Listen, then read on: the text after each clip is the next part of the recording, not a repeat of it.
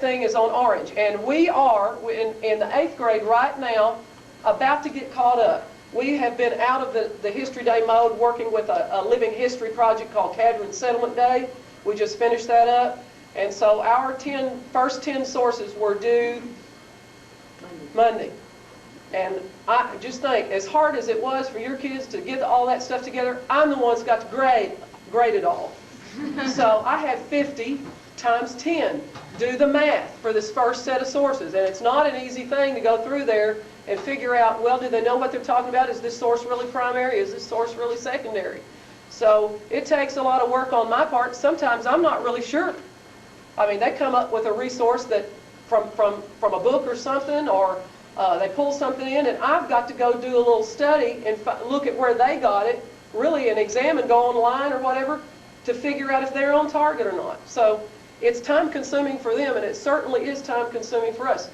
But the reason we do it is it's worth it, and it teaches kids a lot, and it pays dividends down the line. And where this will pay off, really pay off big time, is when your kids get to that freshman year in college and they're sent to a college library for the first time, and they walk in that door and say, I'm at home. No one has to show me my way around here. I've been here before. That's where it pays off. And they don't have to go through those conversations with somebody at the desk saying, is this a scholarly journal? And I hit that every year. I go into UCA and see these little freshmen showing up that had never had to write a research paper, never had to do anything like that. And then the guys at the reference desk just roll their eyes and say, oh my gosh, you're in college. Did no one ever teach you this? That's where it pays off down the line. So yeah, it's a lot of work and a lot of worry and a lot of struggle and everything, but once they do this for a year or so, they know their way around the block and should be able to function a little bit more independently with this. But for the first year, we have to do a lot of leading along and teaching, kind of hold them by the hand, and a lot of reteaching so that they know what to do. And I'm available every morning. I get here, and this is 6:30, 6:45. I'm on the clock. And I'm here usually 4:30 or 5 in the afternoon, as are we all. So, and I've given my kids a pass in the morning and said, you need a question answered, you're having a struggle with something, here's your pass for the year. Make a beeline to my room. I'm in here at lunch. You're having a problem? Get in. I can eat and talk to you at the same time. If you have a problem and you're not riding the bus in the afternoon and we're sticking around, and usually we're sticking around in the afternoon, you need to come in, you come in.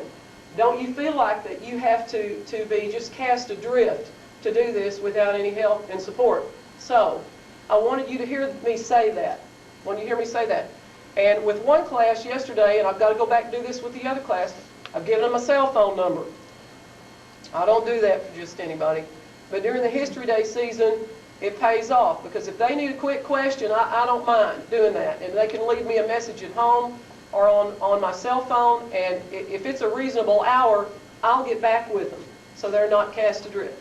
So I want you to know where we are on that, and we're going to give your children every help and support that we can.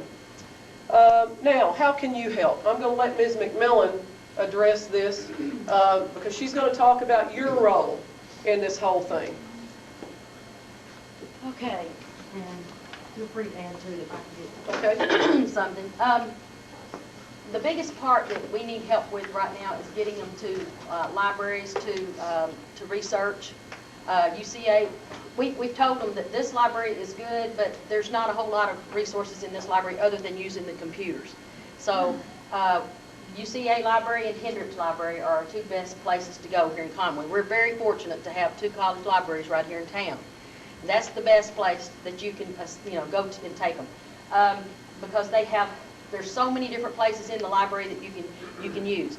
The microfilm room with all the newspapers that go all the way back to the beginning of, like, the New York Times. That's at UCA. That's always a valuable place to go. Of course, the journals and all the newspaper journals and all the articles, the government documents and all that you can find out there are very useful at UCA. Now, there are people out there that will be willing to help you if you go to the desk, and the kids can get some help out there. And we had even talked about some Saturdays going out there and just helping kids that needed help as part of this History Day project, because that is the biggest help that you can do, is getting the kids out there. And we've even had parents that would take turns, taking like a group out there one week, and then maybe another parent would take them on another week. It's better to go out on a Saturday or a Sunday afternoon. It seems like there's less people out there then than during the week, when so many college kids are using that at night. Now, what else can, when it comes time for the paper, one of the things that you can help us with the most, and if you have these process papers on the table, I think a lot of you are looking at these, the parents can help with typing these papers, because we know that a lot of kids have not had the computer processing yet and have learned how to use the keyboard. If they have, they can do it. They can get help with this. You can also help them to proofread this, making sure that the grammar and the punctuation and all is correct. That's a big help, because whatever you find and correct, that means that the two of us don't have to find. Well, and Miss Tyler, the three of us, we don't have to look over those and turn them back. Sometimes we have to turn back these papers, how many times, Miss Holder? 5 or 6 times before we ever get a paper that's worthy to take to the first competition, because we like to take it and we like for it to look good. So if you have time to look over this tonight, this paper that's on the table, this is the process paper that they'll talk about. This is one of the last things that we will put together. This will be in, I think it's in January when this paper will be due, but this is the combination of all their sources put together, and they write a little process paper at the beginning that tells them how they did the research, how their subject connects with the theme, and then they go into the bibliography, which is divided into annotated, and it's also divided into secondary and primary sources. And we don't really put this together until about January, when all their research is finished and they know exactly which sources that they have used in their project. That's what goes here. They may not use everything that they found, but whatever they found that goes into this process paper. And this is one of the last steps along the way. So encourage them to keep up with their research. One of the things the ones that she's looking at right now, she's talking about looking at all those sources. They have a little sheet on the top that we give them to fill out on each source. And if they lose all of this, they have to go back and research and get all this again. They need to be sure they keep up with each one of those. It tells all the information that they will have to put in the bibliography. It needs to go on those little sheets. And there's different ones for books, magazines, newspapers, and all that they have to fill out. We have copied for the kids a whole copy of these and stapled them together to use for if they get home and they run short, they can use those as keys to copy more. If they need to run out to Office Depot or I don't know what places around town have a copy machine, they can just run out and make copies that they can keep at home for that purpose for the first few weeks until their research is completed. But it looks like this.